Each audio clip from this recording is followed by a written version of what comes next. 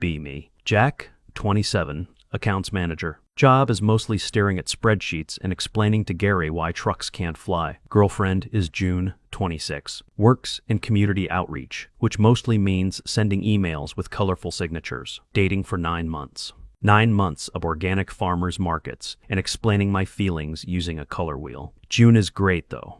Sweet, chaotic, smells like vanilla and old books. She's really into fandom culture. I am into paying rent and watching baseball. She convinces me to go to Denver Comic Con. Tickets cost more than my first car. Hotel is 3 blocks away, but costs a kidney per night. We arrive on a Friday in July. Denver is approximately on the surface of the sun. ACA in the hotel room sounds like a jet engine digesting a bag of bolts. I am wearing jeans and a heavy gray hoodie. Hoodie smells like burnt toast because I tried to make her breakfast in the Airbnb before we left. Burned the toast, set off the alarm, panicked, put on hoodie to hide sweat stains. Now I am a walking monument to breakfast failure. June is in full costume. Vampire priestess. White wig that goes to her waist. Red robes with tactical slits. Fake blood smeared on her chin like she ate a messy burger. She looks incredible. I look like I'm there to fix the Wi-Fi. We get in line for a panel. Line is 4 miles long and smells like body spray and desperate optimism. I am holding June's bag, her staff, her water bottle, and her backup wig glue. I am the pack mule of romance. June is vibrating with excitement. Vesper is going to be here, she whispers. She says the name like it's a religious deity. Who is Vesper? June looks at me like I just asked what a potato is. She's the premier lore keeper for the Sanguinary Chronicles on TikTok. Yes. The Sanguinary Chronicles. Fantasy series with names that sound like IKEA furniture. June has been talking about it for weeks. We shuffle forward. Suddenly, a shadow falls over us. Tall woman. Ginger hair with black streaks. Wearing a costume that costs more than my annual salary. Leather, velvet, actual metal buckles. She turns around, fangs glinting in the fluorescent light. Blood sisters? She asks June. June actually squeals. Vesper. Oh my God. I follow your meta-analysis on the Discord. Vesper smiles. It's not a nice smile. It's a smile that knows it owns the room. I recognize your aura, Vesper says. She leans in close. Way too close for a stranger in a convention center. June is blushing through her white face paint. I am standing there holding a plastic staff. Hi, I say. I'm Jack, June's boyfriend. Vesper looks at me. Looks at my burnt toast hoodie. Looks at my sensible sneakers. Looks back at June. Quaint, she says. Doesn't even blink. June giggles. June never giggles at my jokes. We get into the panel room. We are in the second row. Vesper is on the panel. She's sitting center stage. Microphone in one hand, goblet in the other. Audience is rapt. June is gripping my arm so hard I'm losing circulation. Every time Vesper speaks, June nods. The canon is fluid, Vesper says into the mic. Crowd goes wild. Intimacy is a construct of the narrative, Vesper says. June whispers to me. That's so profound. I whisper back, what does that actually mean? June shushes me.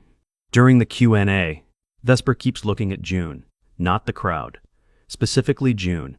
She answers a question about vampire bonding. Bonding isn't about exclusivity, Vesper says, staring at June. It's about witnessing the soul. June is practically vibrating off the chair. Panel ends. Crowd swarms. June grabs my hand. We have to go, say hi properly. We push through the sweaty masses. Get to the side of the stage. Staff member tries to stop us. Vesper waves a gloved hand. Let them through. They are part of the coven. I am definitely not part of the coven. I am part of the accounting department. We go backstage. It's cooler here, smells like ozone and hairspray. Vesper is drinking a Diet Coke through a straw, keeps the fangs in. June is starstruck. Your interpretation of Volume 4 changed my life, June says. Vesper steps closer, puts a hand on June's shoulder, fingers trailing down the red robe. You embody the aesthetic perfectly, Vesper purrs. I clear my throat. Hey, cool costume, I say, trying to be supportive. Vesper ignores me completely. Do you want to see the artist alley? Vesper asks June. I have a private booth. June nods eagerly. Jack, you don't mind if we geek out for a bit? I hesitate. I can come too, I say. Vesper's eyes narrow. It's a very small booth, she says. Very intimate lighting. June squeezes my hand. Just go check out the retro games, babe. I'll find you in 20. She smiles. That smile I love. The one that says, trust me. So I trust her. I go to the retro games section. Buy an overpriced N64 cartridge I don't need. Buy a lukewarm pretzel. Wait 20 minutes. Wait 30 minutes. Text June, hey, where are you? No reply. Wait 45 minutes. Text June, everything okay? No reply. Anxiety starts to itch under my hoodie. I start walking toward the artist alley. It's a maze of prints and body pillows. I find the booth marked Vesper. It's empty. Sign says, back in 15, feeding. Haha. Very funny. I ask a guy selling swords where she went. He points to a curtained area near the loading dock. VIP Lounge, he says. Staff only. I walk over there. Security guard is texting on his phone. Doesn't even look up as I slip past the curtain. Corridor is concrete and dim. I hear whispering. Familiar whispering. It's just the narrative taking over, a voice says. That's Vesper. I know, I feel the pull. That's June. I turn the corner. There they are, leaning against a stack of crates. Vesper has June pinned against the wood. One leg between June's legs, hands tangled in the white wig. June's arms are around Vesper's neck. They are kissing. Not a friendly kiss. Not a hello kiss. A messy, hungry, lipstick-smearing kiss. June's red lipstick is all over Vesper's white chin. Fangs are clicking against teeth. I stand there, frozen, holding my pretzel and my N64 game. My brain is trying to buffer. June, I say. Voice cracks. They break apart. June looks dazed. Wig is crooked, eyes wide. Vesper looks annoyed. She turns to me, and she hisses. Full volume, like a cat that saw a cucumber, actually hisses at me. Spittle flies. June wipes her mouth. Jack, you weren't supposed to come back here. I noticed, I say. Adrenaline is starting to shake my hands. You cheating on me. June looks horrified. No, Jack, listen. She steps forward, hands up. This isn't cheating. You were eating her face, I say. It's canon-accurate intimacy, June says. She says it with total conviction, like she's explaining gravity. What? In the books, the priestess and the knight share energy, June says. It's not sexual. It's energy exchange. Vesper nods solemnly. You are viewing this through a heteronormative lens, Vesper says. My tongue was in her mouth, I say. Metaphorically, Vesper says. Literally, I yell. Security guard pokes his head in. Everything okay here? Is this a performance? Vesper straightens her cape. Love is performance, she declares. Guard nods like this makes sense. Keep it down, though, he says and leaves. I look at June. We are leaving, I say. June pouts. But Vesper was going to sign my robe. She already signed your face, I snap. June gasps. That is toxic aggression, she says. I am setting a boundary, I say. My boundary is that my girlfriend doesn't make out with vampires. Vesper steps in front of June. Protectively. He's stifling your arc, Vesper tells June. He's a narrative blocker. June looks at me with pity. Jack, you're stuck in a scarcity mindset regarding love. I am stuck in a get me the hell out of here mindset. I turn around and walk away, hear June running after me. Jack, wait. Let's process this. We argue all the way back to the hotel. People are staring. June is crying red tears because of the face paint. I am sweating in my burnt toast hoodie. Get to the hotel room.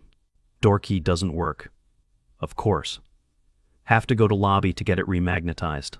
Clerk asks, having a fun con?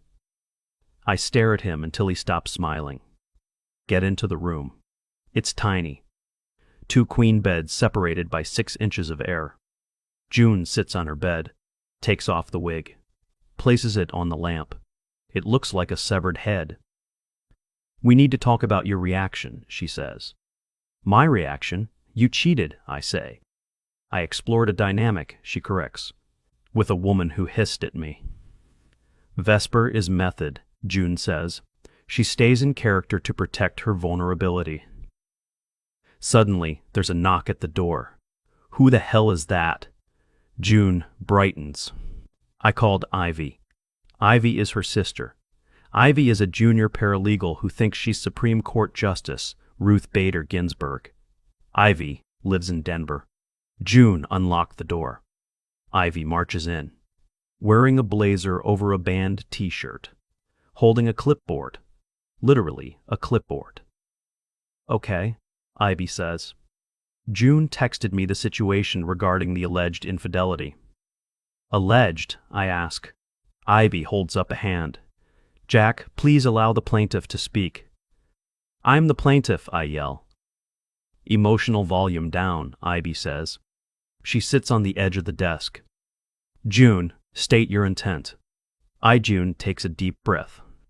"My intent was to honor the source material and experience the lore physically."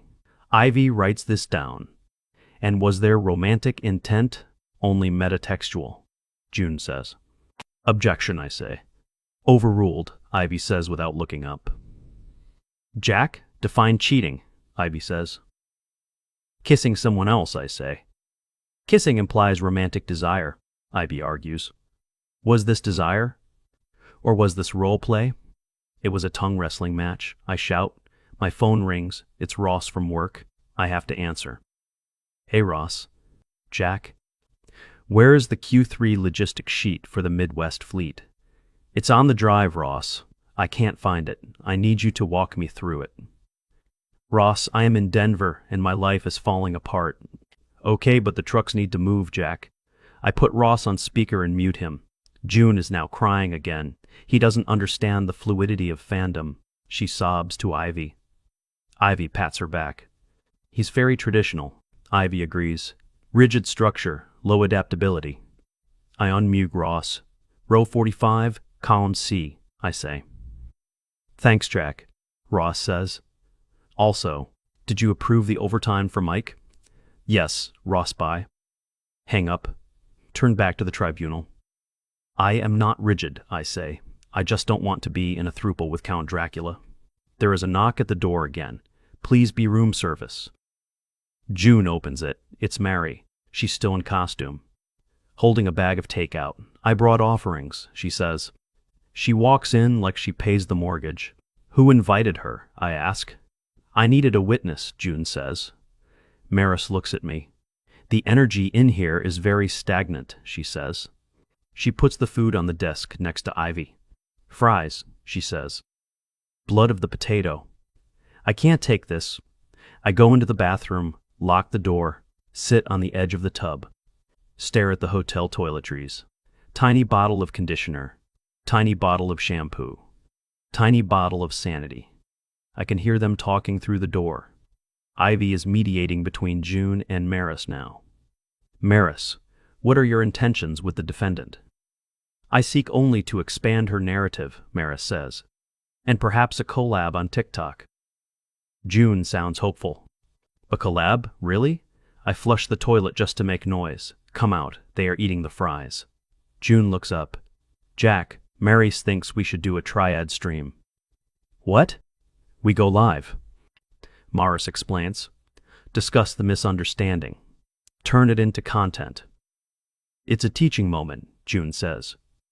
"For the community." "I am not content," I say. "I am a human man who wants to go home." "You're blocking the flow," Maris hisses again. "Stop hissing at me," I yell.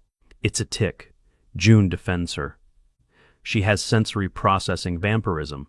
I grab my burnt toast hoodie. "I'm going for a walk," I say. "Take your key," June says. "Don't lock us out, we're brainstorming." I leave. Wander the hotel lobby. See 1,000 Deadpools. See 5 Gokus eating pizza. Feel like the only sane person in the multiverse. Go to the hotel bar. Order a whiskey. Bartender is wearing cat ears. Rough day, she asks. My girlfriend is dating a vampire priestess, I say. Happens, she says, pours me a double. Phone buzzes. Text from June. We're going to dinner. Ivy says we need to break bread to heal the rift. Please come. Attendance is mandatory for repair. I shouldn't go. I really shouldn't go. But I'm hungry. And I have no other flight until tomorrow. So I go. Restaurant is a generic steakhouse attached to the hotel. They are seated at a booth. June, Morris, Ivy. Morris is on the inside. June next to her. Ivy across. Empty seat next to Ivy. I sit down. Server comes over. Looks terrified of Morris. Can I start you with drinks? Red wine, Morris says. The darkest you have, June adds. Diet Coke, Ivy says. Beer, I say. A pitcher. Dinner is excruciating. Maris cuts her steak into tiny, tiny squares, eats them with her hands. Utensils are modern shackles, she explains. People are staring.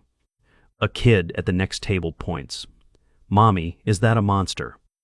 Mom shushes him. Don't look, Wesley. June is beaming. Everyone is admiring the cosplay, she whispers. They are terrified, I say. Fear is just respect in a minor key, Morris says. That doesn't even make sense. Ivy pulls out her notebook again. So, regarding the apartment back home, Ivy says to me, if this relationship dissolves, what are the lease terms? We're eating steak, Ivy, I say. Preparedness is key, Ivy says. June, have you considered the asset division? June tears up. Why is everyone talking about division? I want multiplication. She grabs Morris's hand and my hand. Morris's hand is cold and feels like leather. My hand is greasy from the bread rolls. Can't we just be, June asks, a constellation of care? I'm not orbiting a vampire, I say. Maris growls low in her throat. Server drops the check on the table and sprints away. I pick it up. $150. Okay, I say. I had the burger and the beer. That's $30. June looks shocked. We aren't splitting it evenly? Financial solidarity is a love language, Morris says. I don't speak that language, I say. You ordered the filet mignon, I point at Morris, and you ate it with your fingers. The hunt is expensive, Morris says. Ivy clicks her pen. Technically, Jack, as the primary income earner in the dyad, there is an expectation of support. I am not supporting the coven, I say. I throw $40 on the table. I'm going to the room to pack. I stand up. June grabs my sleeve. Jack, wait. If you leave now, you're abandoning the ark. I am canceling the show, June, I say. Walk away. Hear Morris hiss behind me. Get to the room. Start throwing things in my suitcase. Burnt toast hoodie. Jeans. Toothbrush. June's charger, petty but satisfying. Phone buzzes. Notification from Delta. Flight canceled due to severe storms. Rebooking options? None for 24 hours. Are you kidding me? Check other airlines? Sold out. Check train? Sold out. Check bus. Greyhound. 1 seat left. Midnight departure. 18-hour ride. I book it. I don't care.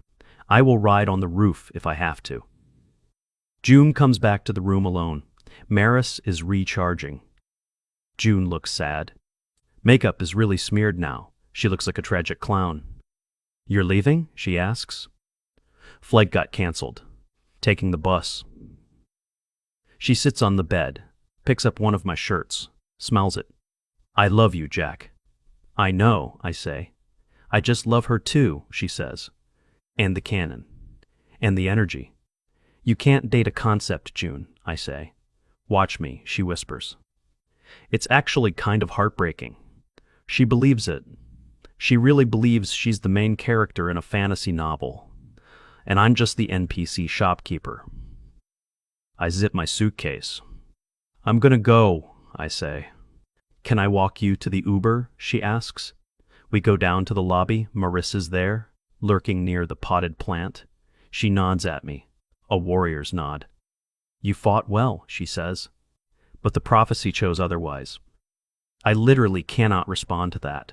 June hugs me, holds on tight.